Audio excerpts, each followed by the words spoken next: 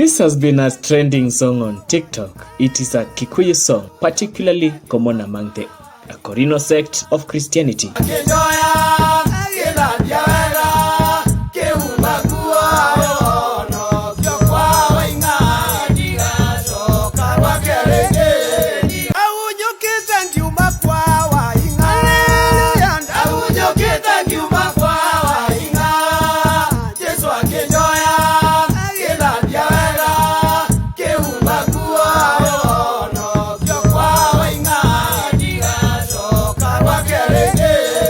Ask any random Kikuyu what this song is about to describe who Waing'A was or is, and I bet over 80% will tell you that Waing'A is the devil.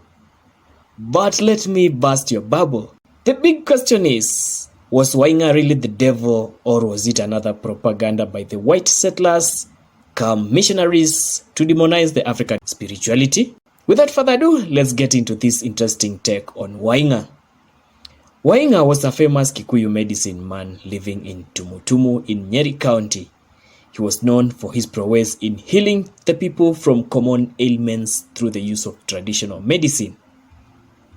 His good deeds would be erased in 1889 when a strange disease struck his area.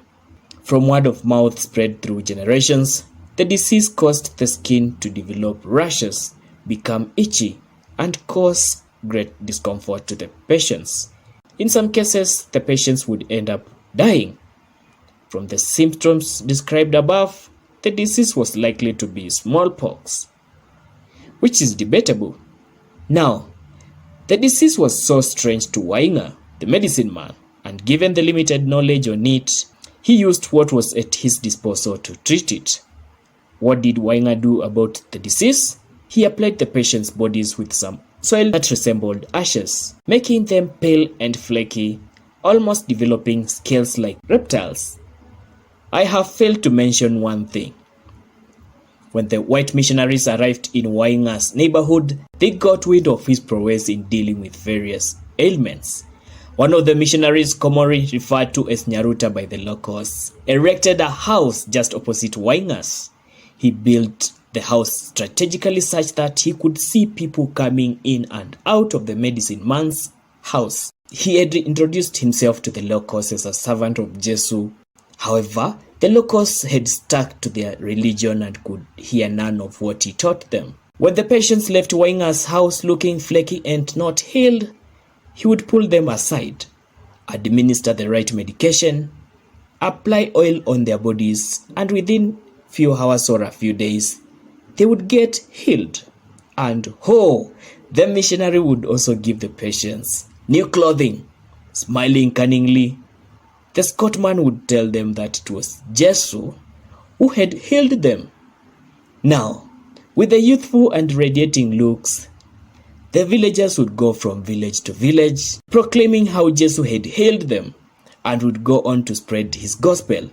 Ultimately, the Kikuyu would certainly be made to believe that Jesus was their savior and better medicine man, and Waing'A, who was once glorified, would be made the villain in the whole circus. So, what was the disease origin?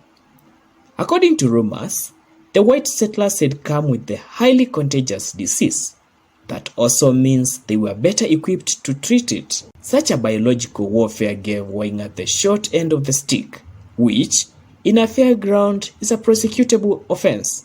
A second school of thought argues that the missionaries, in quotes, deliberately distributed contaminated blankets brought from the UK prisoners. It is suggested they deliberately infected the local Kikuyu with these tainted blankets.